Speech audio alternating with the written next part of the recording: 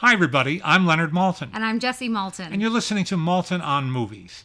And we are going to discuss today all things Disney. A topic neither of us can stand, of course. No, I would say, I think you'd be hard-pressed to find a person, a human, who grew up without Disney. All over the world. Something you've always enjoyed is hearing Mickey Mouse's name in different languages. What is it's in Italian? There's one. El Topolino. That's the one. Adorable.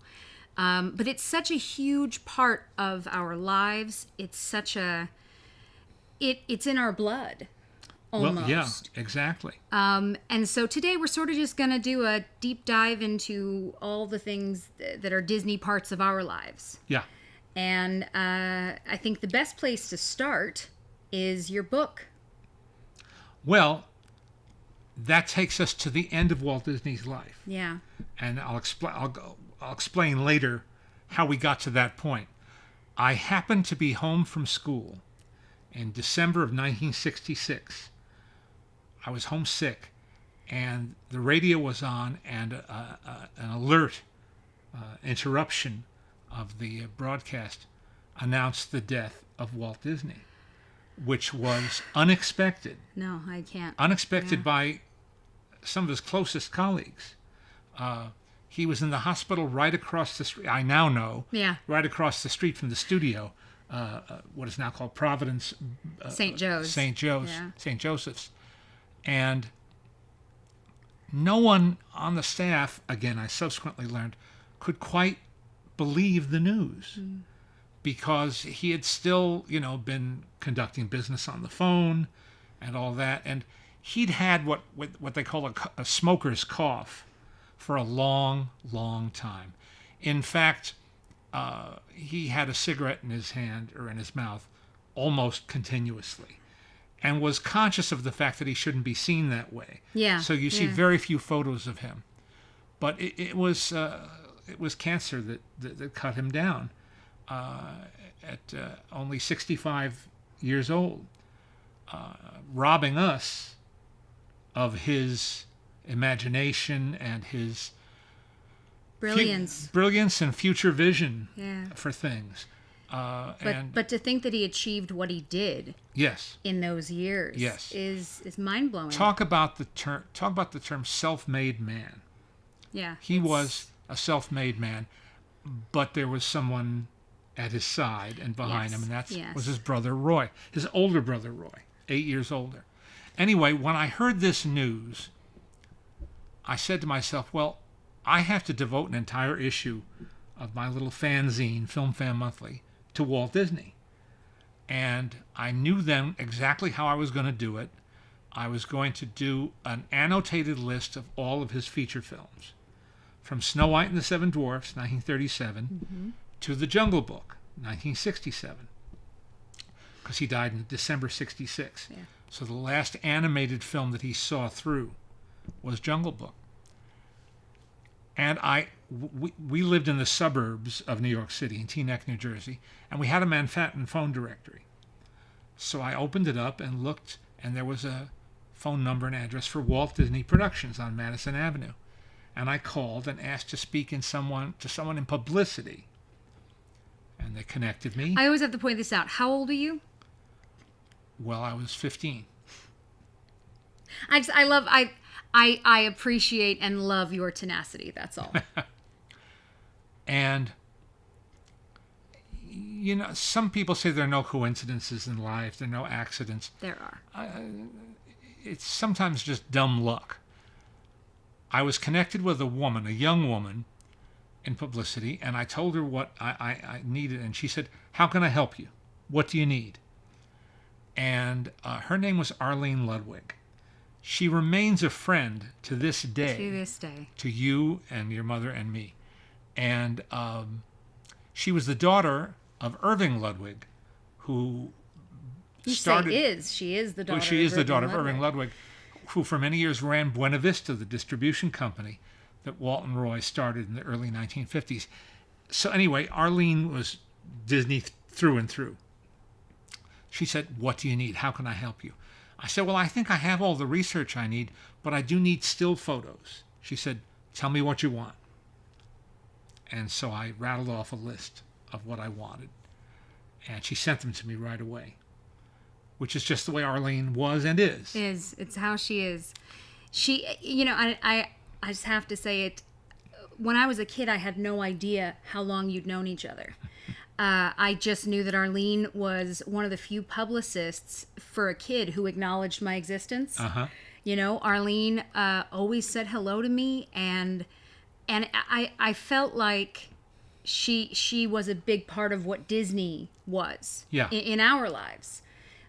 People talk about corporate culture. Yeah. Well, there was a corporate culture there. And she's just a spectacular woman. But learning as I have through the years how long you've known each other and the way she reacted the very first time you reached out to her. Yep. It's just, it makes me very, very happy. Well, so I planned and executed this issue. Came out in February of 1967. I just turned 16. There you go. Yeah. Old man. Yeah. And the whole issue was taken up with this annotated, filmography. So I sent her a couple of copies with a thank you note. And she called on the phone. And she said, "This is fantastic. We don't have anything like this. We don't even have a chronological list of all our films. Can I buy more issues from you?" And I said, "No, but I'd be happy to send you as many as you want." She said, "Well, is a dozen too many?" I said, "No, happy to do it." So I sent her a dozen issues.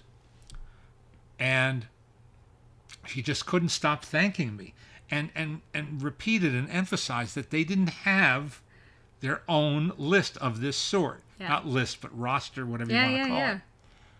A filmography. A breakdown, whatever you want. Right. Yeah. And from that day on, we were friendly. And she started inviting me to New York screenings of the newest Disney product. So little time goes by. And let's see, in 1968, I think it is, I made my first trip to Los Angeles. And I called her and asked if it would be possible to visit the studio. She said, "Oh, I'll set you up. No problem." Of course. And so she set me up to meet her equivalent on the West Coast. Actually, he was her I think technically her boss. He was the head of West Coast publicity, and his name was Tom Jones. A really, really nice man. He arranged for me to have a tour of the studio, which included getting to sit and chat with Ward Kimball in his office at his drawing board. And I went on the set of a Kurt Russell comedy called, I think, Now You See It, Now You Don't. Watched them shoot a scene with the blue screen behind them. And then I was shown to a very small screening room where they projected for me a 35mm nitrate Technicolor print of The Reluctant Dragon, which was a film that you couldn't see for love or money back then. It was never reissued theatrically. It was never shown on TV. There were segments of it that were shown, but not the entire film, with Robert Benchley, the great humorist, being given a tour of the Disney studio. Right. So I sat there with my jaw hanging loose and watched it and made notes. And at the end of the day, I wound up back in Tom Jones' office. And he had a copy of Film Fan Monthly, that issue. And he said, "Have you thought about turning this into a book?" Ah. And I said, "No." He said, "Well, you really ought to think about that. I think it would be a great idea." So he's the one who planted the seed. Right. And little 18-year-old you thought, sure. Yeah. So that goes off in its own direction. But why was I so much a Disney enthusiast?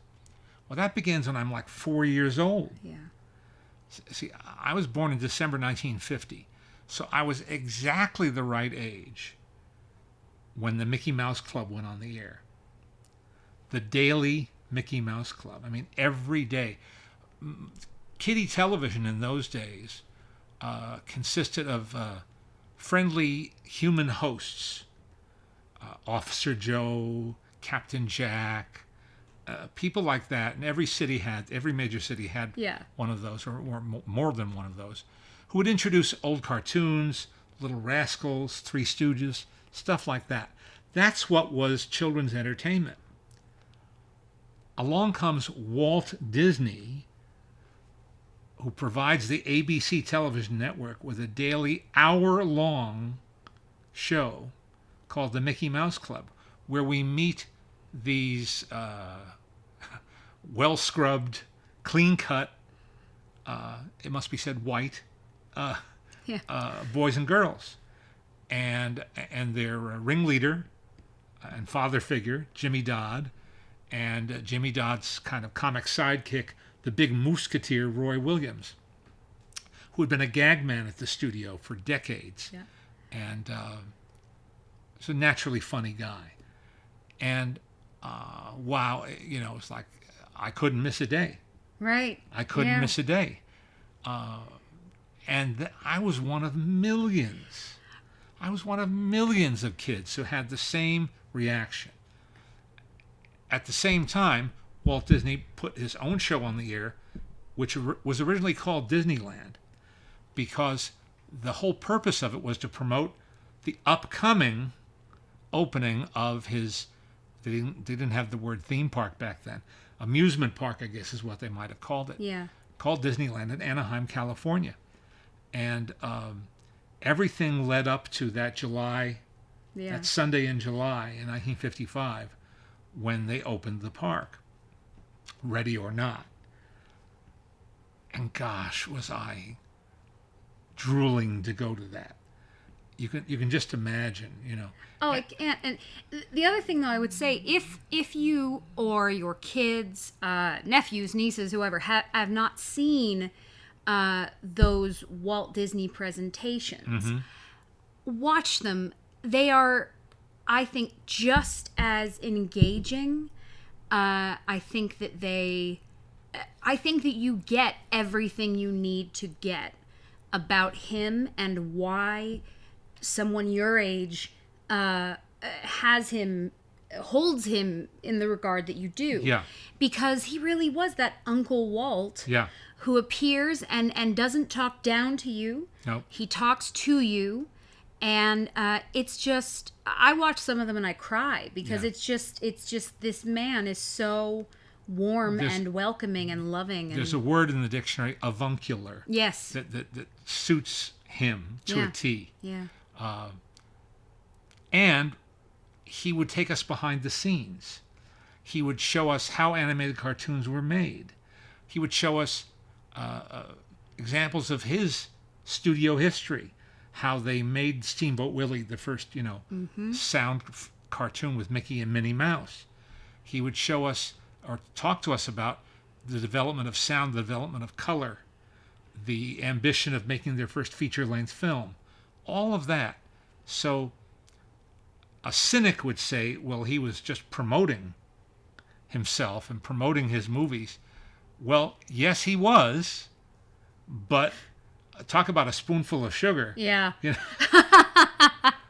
And may I add, no one else was doing it. Walt was always, as I learned, was an outlier among movie studio chiefs.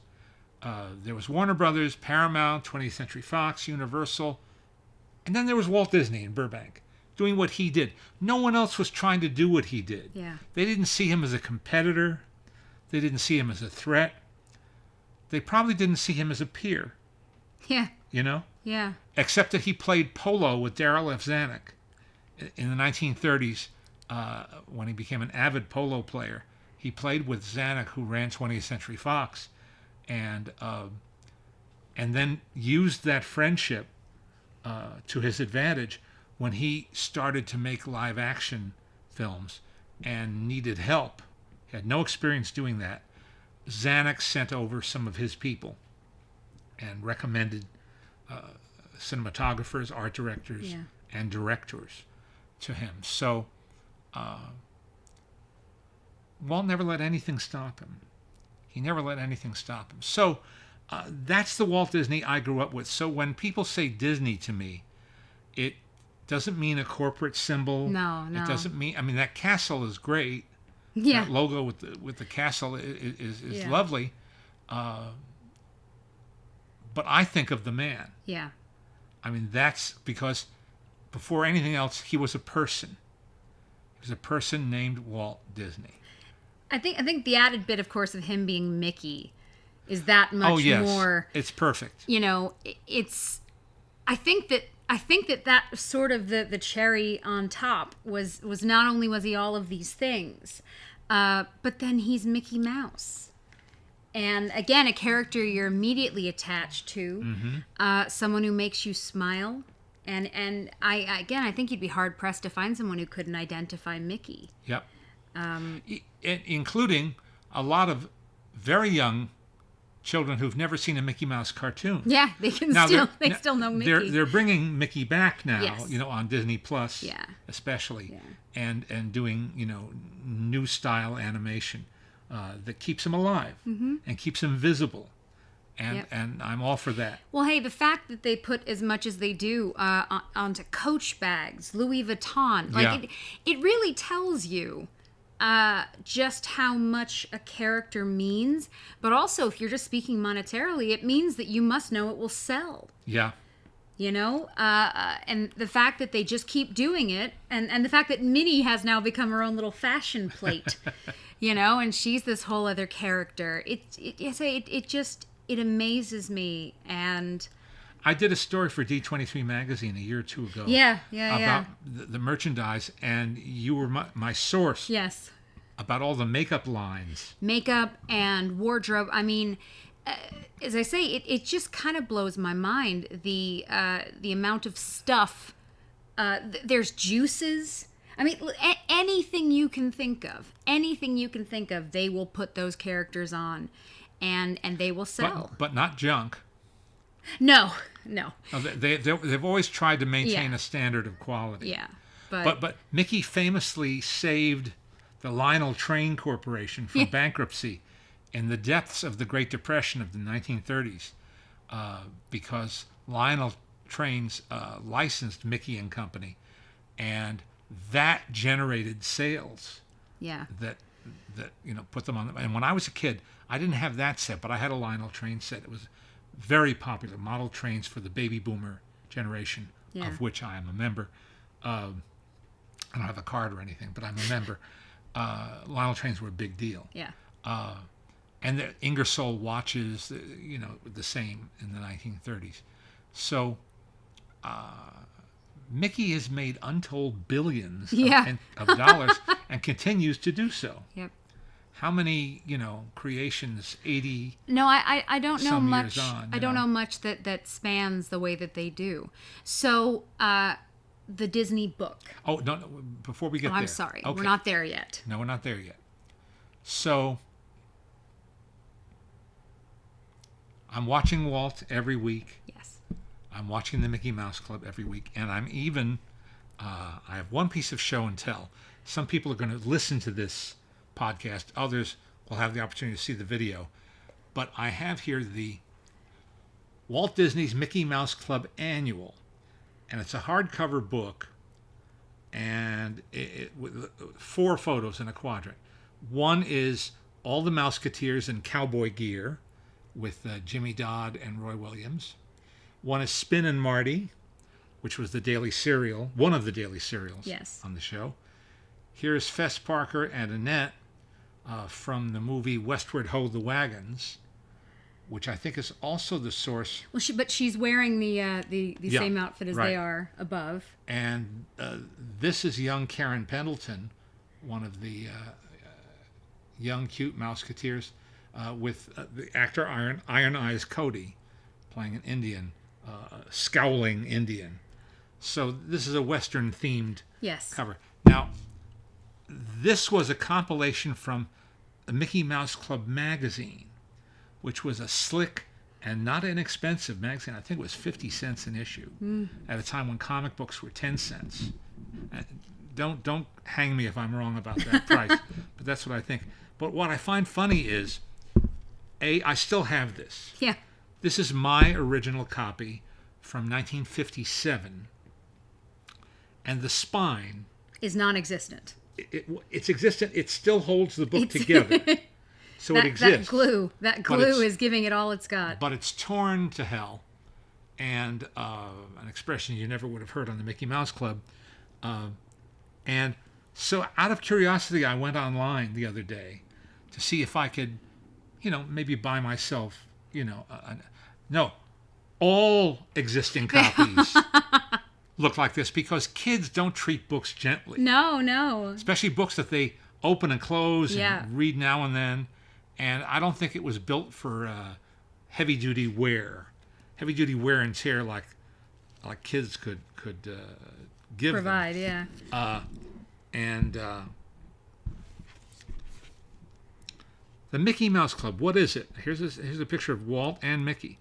Many years ago, when Mickey Mouse was enjoying his first popularity, Mickey Mouse clubs were formed in theaters throughout the world.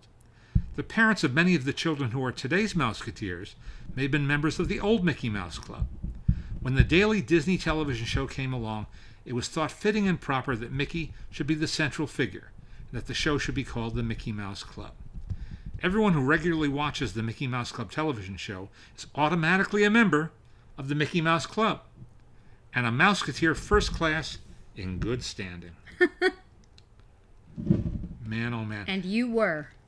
Well, it says so right there. Yeah. And some of the bylines for the articles and for the illustrations are names that I came to know that later I began to recognize as animators, writers, producers. James Algar, who started as an animator but became the driving force behind the True Life Adventures films. Dick Humer, he's here somewhere. Dick Humer, who drew that Coco the Clown original pen and ink drawing that I have on the wall.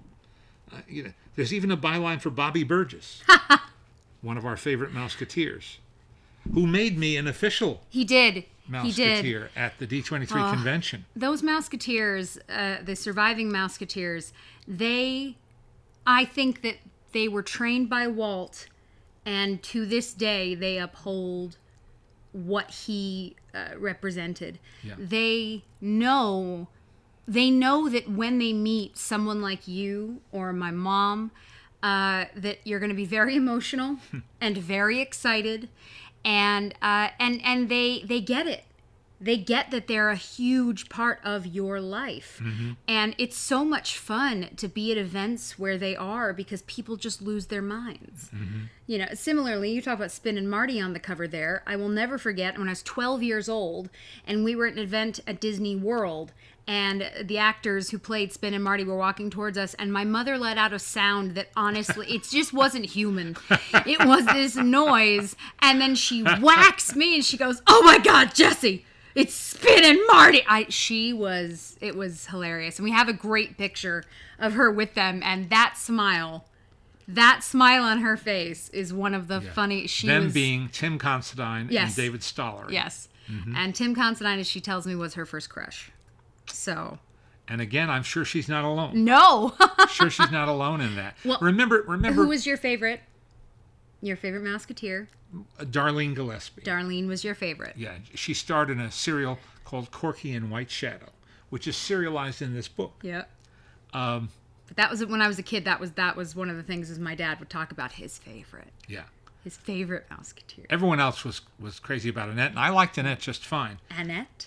But Darlene. Annette.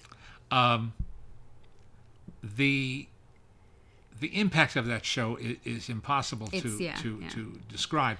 And then my generation had the one that they came up with in the 80s into the 90s as well. Yeah. MMC. Yeah. Which made it hip. And that had Britney Spears, Justin Timberlake, Ryan Gosling, Kerry Russell, Christina Aguilera, and there's others that I'm missing. But so Disney still knew how to find talent. And remember that back then there were only 3 TV networks: ABC, NBC, and CBS.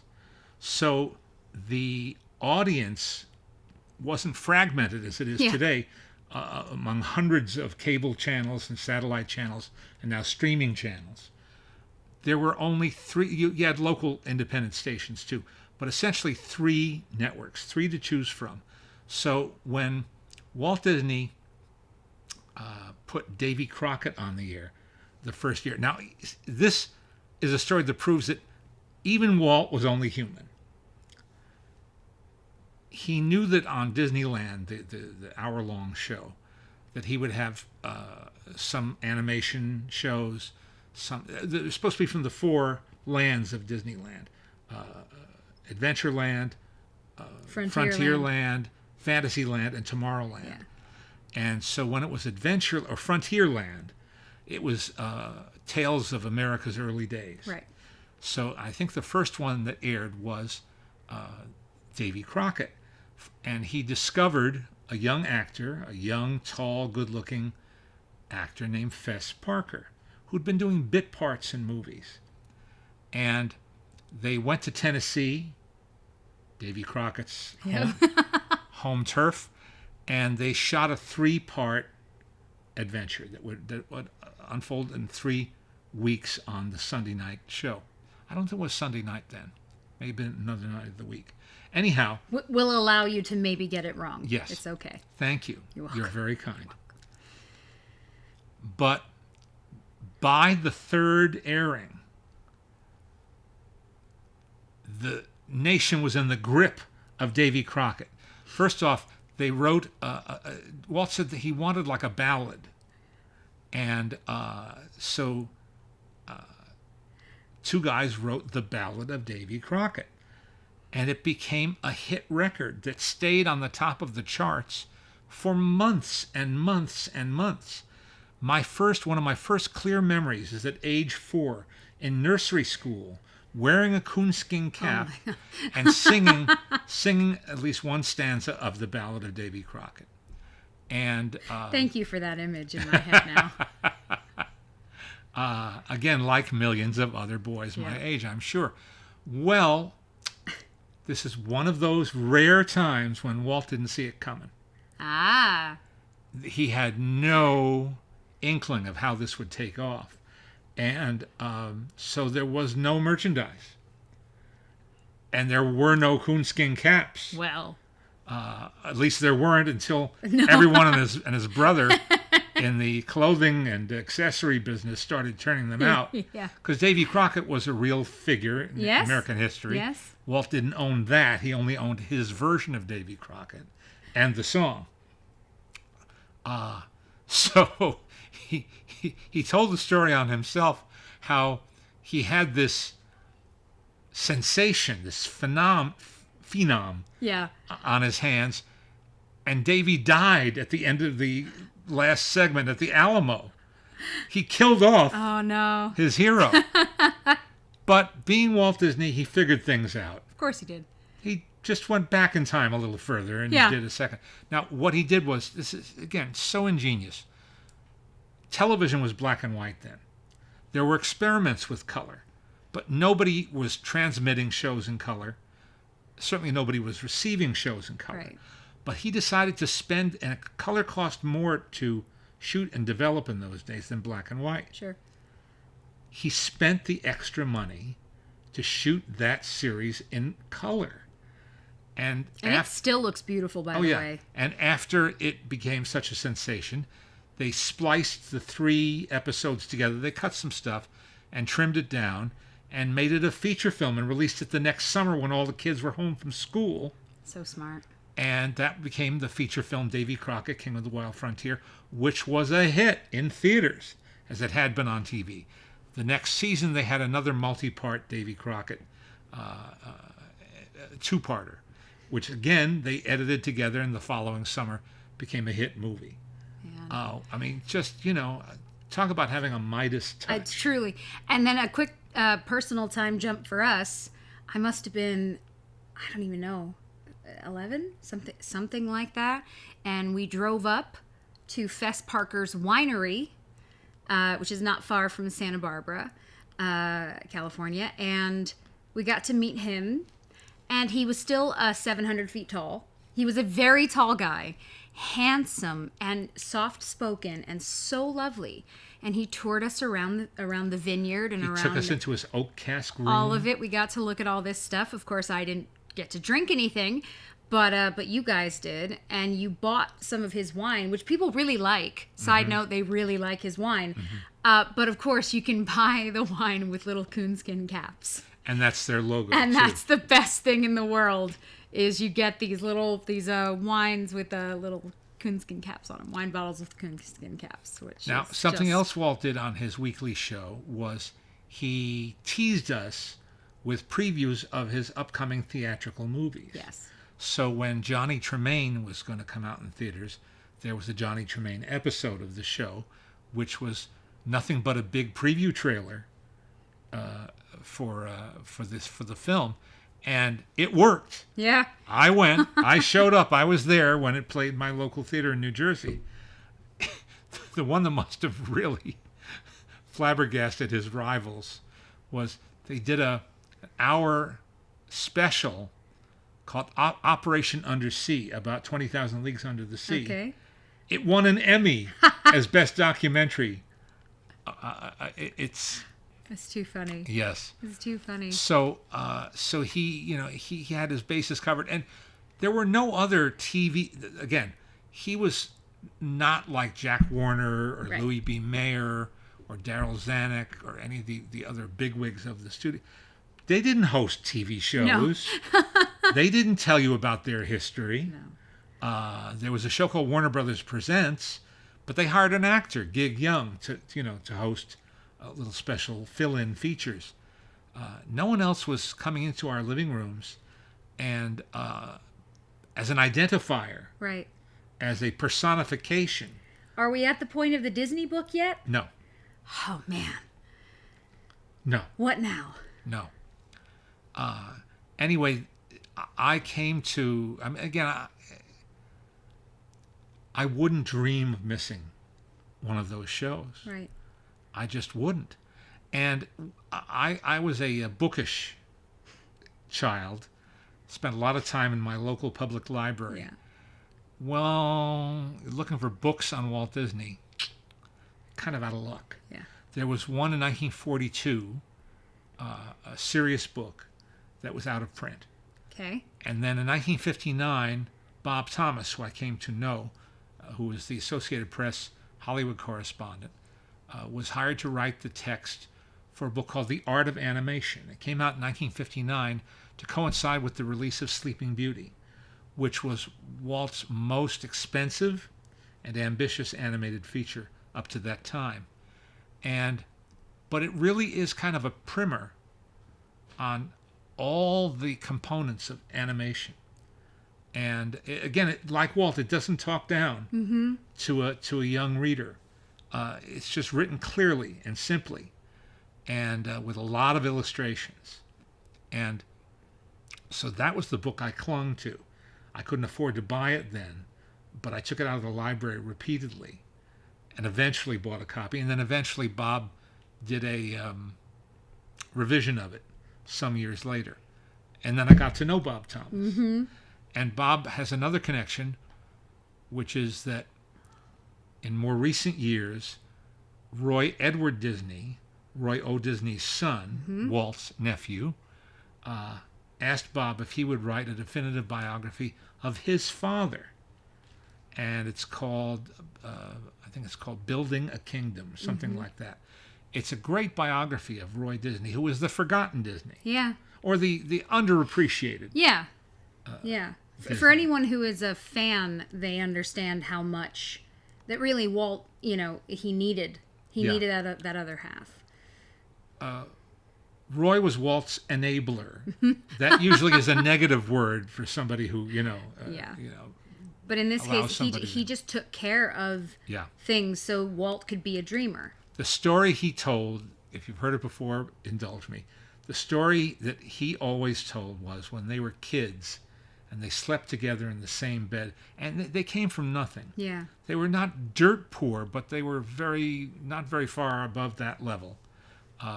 Father was a working man, and they shared a bed, and one night Walt wet the bed. And Roy said, he's been peeing on me ever since.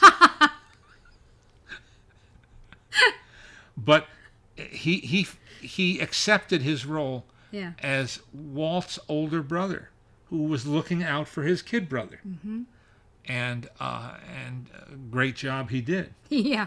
A great job he did. Yeah. In fact, when Walt died, Walt Disney World in Florida wasn't completed. Far from it. Yeah. And Roy was bound and determined to see that through. And he insisted that people refer to it as Walt Disney World, not Disney World. Mm-hmm. Walt Disney World. The other dream of Walt's that he saw through was the opening of California Institute of the Arts, popularly known as Cal Arts. A great institution, a college, a university, where you can study dance, music, anything in the arts, any form in the arts. And it's still one of the best schools around. It's not far from where we are here. I have a number of friends who went. It's a very special place.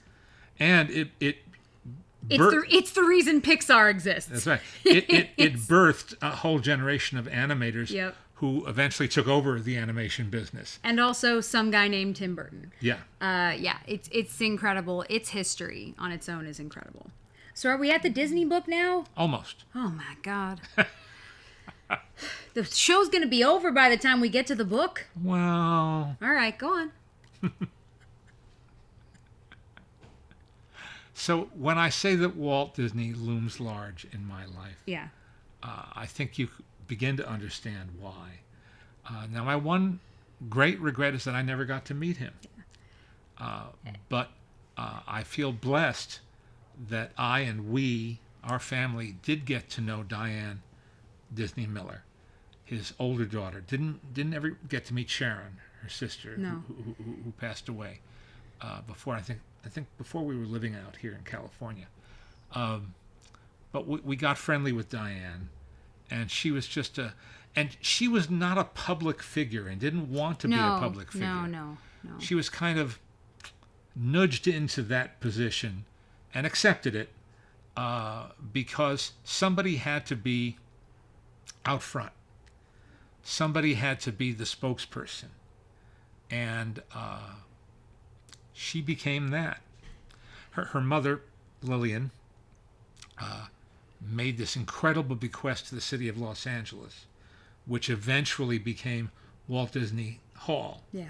The beautiful concert hall designed by Frank Gehry, downtown place. Los Angeles. But some of the best acoustics you'll ever hear. Yeah. And Lillian didn't see that through to the opening, but she saw it on its way. Yeah. Diane completed that journey. And then started thinking about a museum. And now that was an incredibly dream. Ambitious.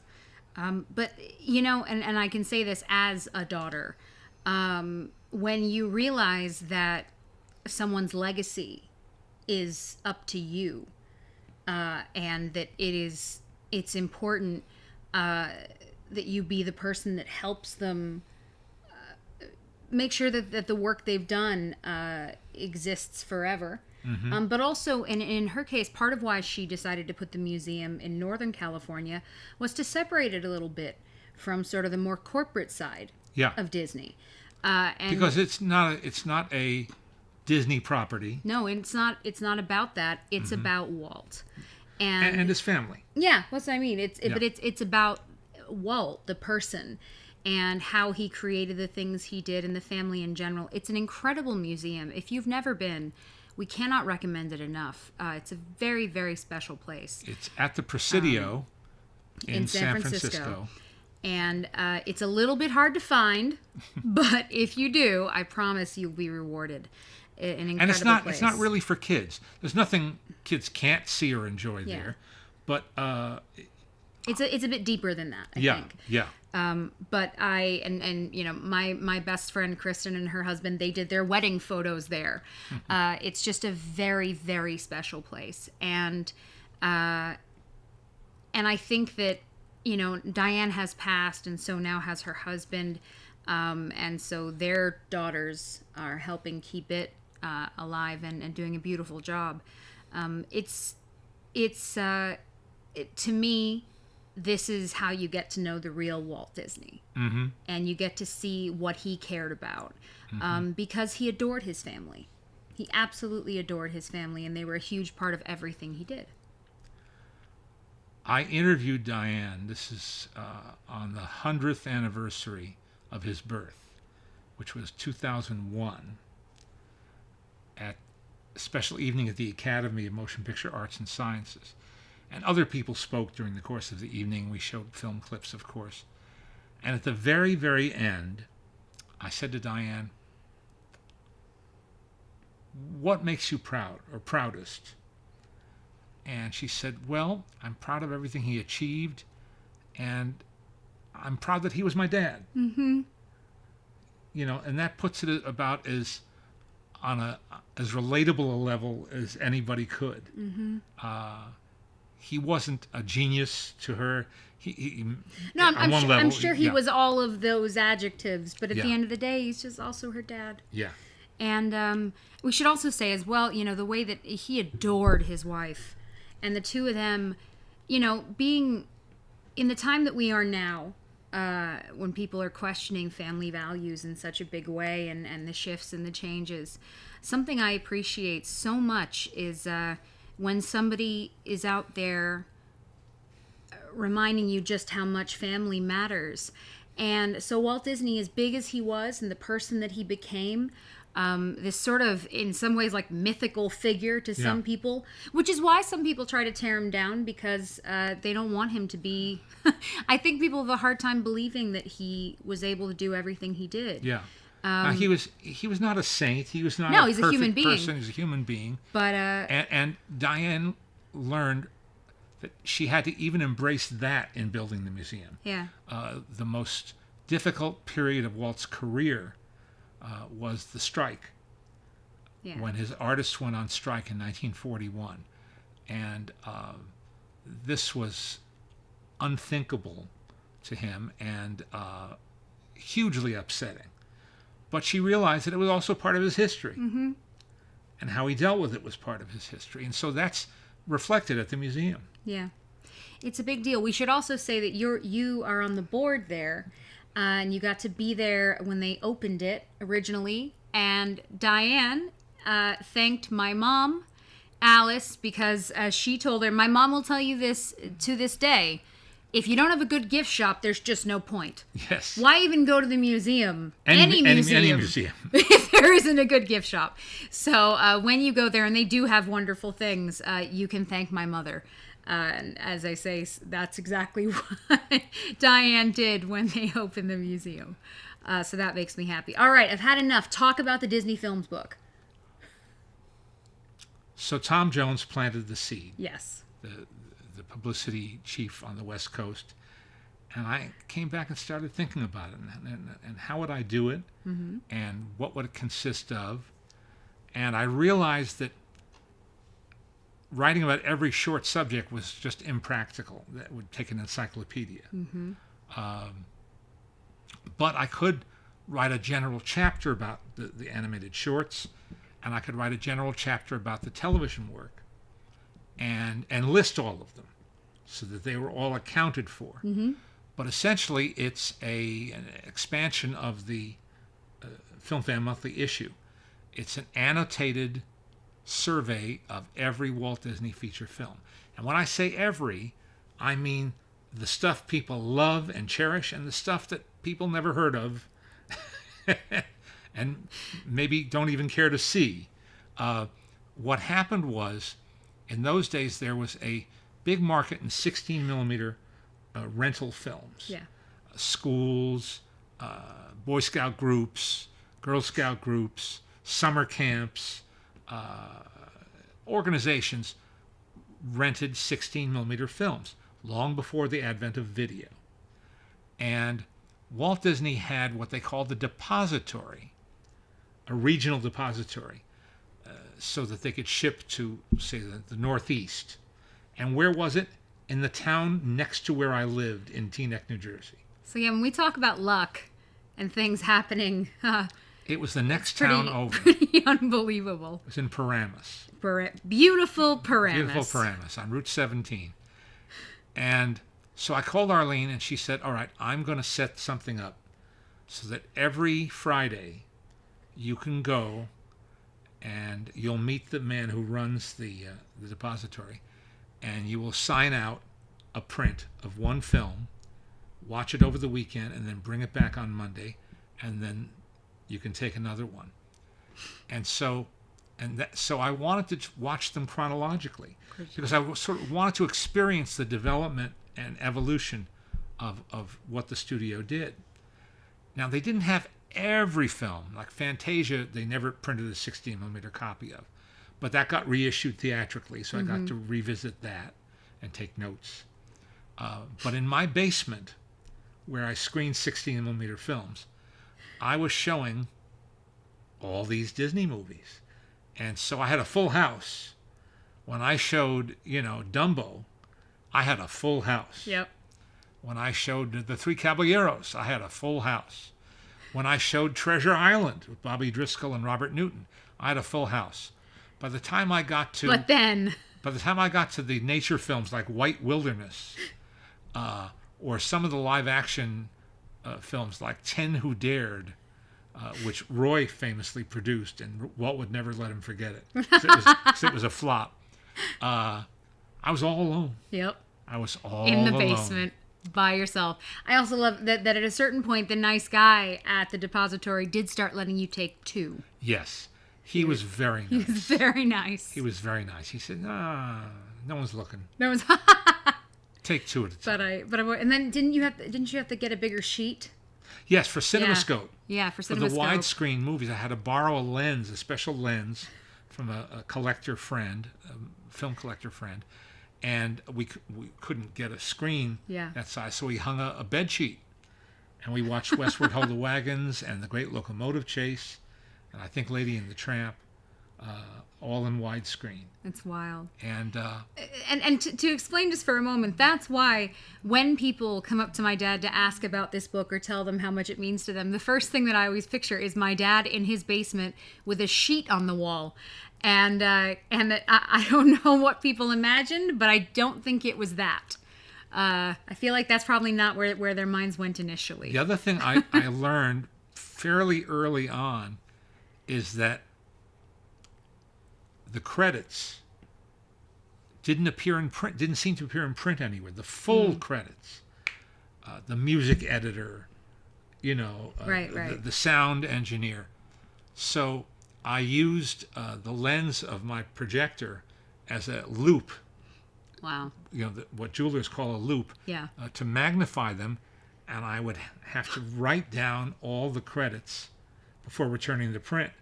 And so that was, everything about it was an adventure. Everything about it was an adventure. It must be said, candidly, that I wound up talking to a man at the studio in Burbank. The New York office was always kind of a satellite office, just to have a presence in New York. But I wound up talking to an executive at the studio after I finished watching the last film. It took a year. It took a year to get through all those movies. Because I wasn't doing this full time. Right. Just almost full time. Yeah. And in that year, they had made a deal with the great art book publisher Harry Abrams to do their first official Art of Walt Disney book. And which I envisioned, and it turned out to be a big, thick, lavish, what we call a coffee table book. And so now they weren't in the mood, nor were they necessarily contractually able to help me with my book. Well, I'd done all the homework watching all the films. Now I wanted to start interviewing and diving into research materials. And this man said, well, we can't sanction a rival book. And I said, well, this is not going to be a rival book. I said, you're doing this with Abrams, right? He said, yeah. I said, well, you're going to do a lavish color book then, aren't you? He said, yeah. I said, this is not that. This is not that. Yeah. This is for the more serious film buffs and Disney people. And there's not going to be a speck of color in the book. And it's my text mostly. It's mostly a text about all of these films. Well, I finally brought him around on that. And by the way, I was having these phone conversations during dinner. Because you have to understand, we ate dinner like 6:30 in my house. My dad came home at a very specified time every day from his government job. Yep. And he got home like 5:15, 5:30, and dinner was between 6 and 6:30. So in order to talk to the West Coast, I was often on the phone. And we only had one extension right near the kitchen table or dining table. So I'd be on the phone with this guy, pacing back and forth, praying that he wasn't going to hang up on me or tell me to get lost. So were you 20 or? Yeah. Yeah. Mm-hmm. It came out in 1973. Yeah. So this would have been 1971, and I was 20. Yeah. And but he never said get lost. He never said, that's it. This conversation is over. Right. And for that, I'll always be grateful. My interpretation was that I was asking for their blessing and cooperation. But being the Disney company, they were used to owning everything. And so they saw it as giving me permission. And I tried to say to him gently but firmly, yeah, I don't need your permission I don't need to your write stinking about permission. these films. That's called the First Amendment. I have the right to express myself Yep. about these films. And that's a fine line that we kind of blurred back and forth and back and forth. Finally, I signed an agreement. So is that a first edition then? No. This was a third edition. Third edition. Yeah.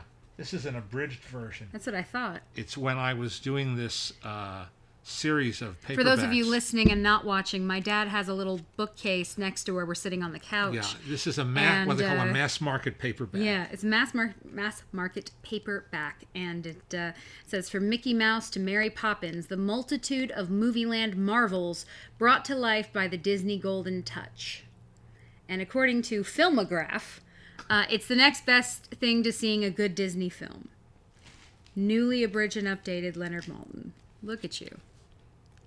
Man, oh man. Man, oh man. Anyhow, that book. Oh, hi, Herc. So, Hi, Herc. we finally came to an agreement, and the agreement was that I would write this book without their cooperation, except that the biographical chapter would have to be submitted to them for approval. Sure. I knew I wasn't going to say anything that they would object to, so I had no problem with that, and that I would only use black and white photographs in the book, and that was the arrangement, and not a penny exchange hands, and that may be the last time, for all I know, that happened, but.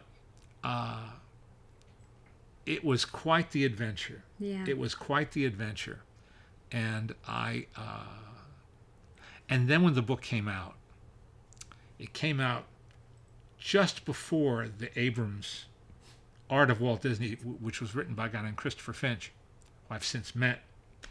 And we weren't rivals or enemies or anything like that. But that book got a lot of media attention because it was being pushed by this distinguished publisher, right, and by the Walt Disney Company. Well, those are the big guns. Yeah. Time magazine did a 3-page spread and said there are no other books on Walt Disney. No, thank you so much. Now would you twist the knife on? Jeez. So I had 3 or 4 friends with impressive letterheads write to Time magazine and object. And Time magazine wrote back and said, well, we meant there are no other art books of this, whatever. Yeah. Sorry, guys, if you're Hercules, our dog is sitting next to me. Yeah. So if you're hearing some of that. And it happened repeatedly. Yeah, where I know. that book got covered. I know. And mine didn't.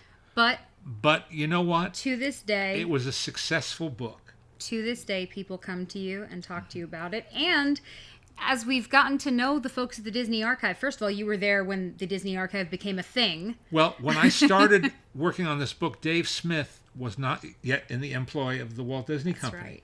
And if you don't know that Walt Disney Archives didn't yet exist. Yeah, if you don't know that name, Dave Smith is a very important person. He's an official Disney legend. He is, which he should be. He is if that man's not a Disney legend, I don't know what a Disney legend is. Mm-hmm. But he was the archivist there, and he really was the archivist. Yes. And it was Dave who read the biographical chapter, made some notes, and I adjusted some of the copy, and then we became friends. Yeah.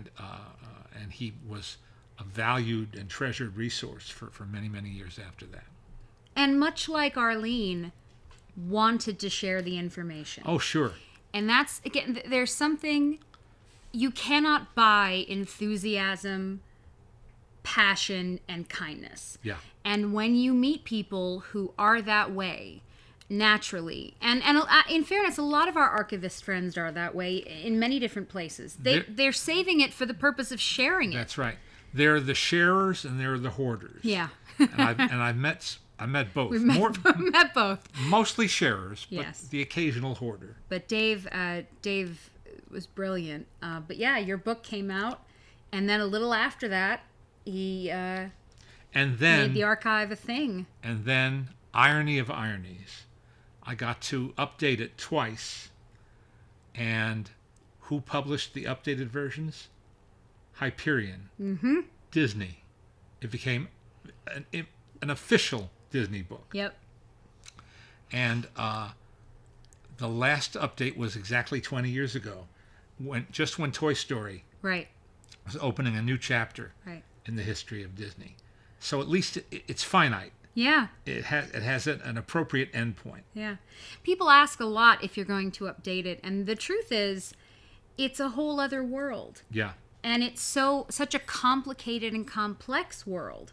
This, as you say, it's in its capsule. Yeah. And you love doing it, and you still love it. And as I say, people come up to us everywhere. And this was a book that was very important to them. And that's part of what makes me, again, as a daughter, I'm extremely proud. But also, it's amazing what can be done when you have people who are willing to make it happen. And you did. You met so many people who wanted to help and saw your enthusiasm, and saw that you were coming into it as someone who's a genuine fan, So finally, there you go, folks. That's the book. No, that's the book story. It's as I say, it's one of my favorites. At this point, a book should close and it should say "The End." Walt Disney production. That's right. Man, oh man. Well, as I say, folks, we're really, really pleased to be doing something with the museum. The Walt Disney Family Museum. It's such an incredible place. Yep. And I think that especially now that Diane is gone and that Ron is gone, when you're there, know that it's Walt's daughter and son-in-law. It was them who looked at every piece and said, "This is what I want to share. This is what I want people to see and to understand." And again, as you say, they didn't shy away. It wasn't like, and here he is, he's a perfect man, a saint. No. But here he is, this brilliant man who was a human being, but he adored his wife. She was such a huge part of everything. If you've been to the park, there's the Lily Bell. Yeah, I think it's a very, very special place, and I'm so glad that they made it happen, because it wasn't easy. No. But they made it happen.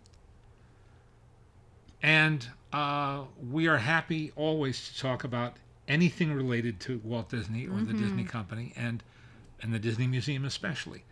So thank you for tuning in. Happy to be part of their podcast festival. Yep. Hercules says thank you too as he scratches on the carpet. Our very own cartoon.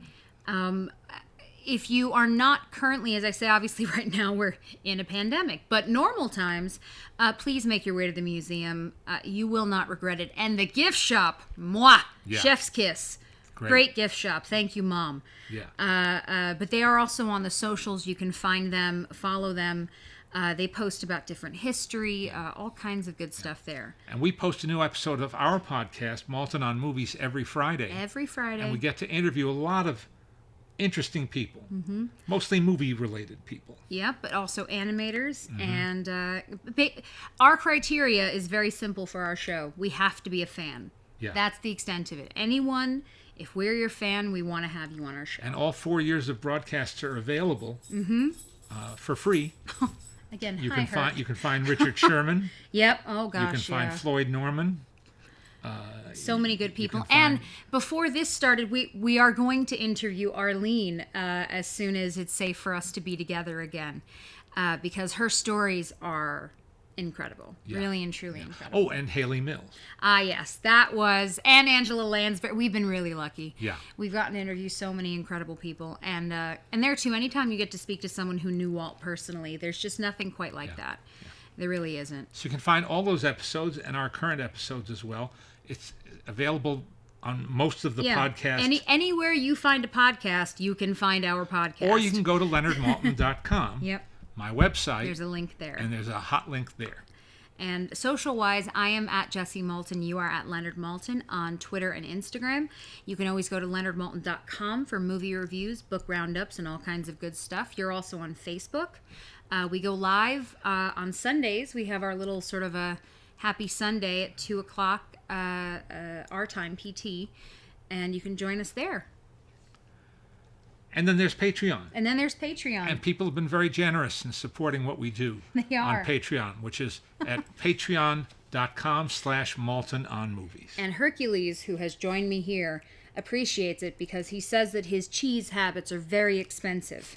And it costs a lot to keep him happy. Isn't that right, Pup? It sure does. Yes. So thank you so much for listening. And everybody take care, be safe, and be well. See you soon.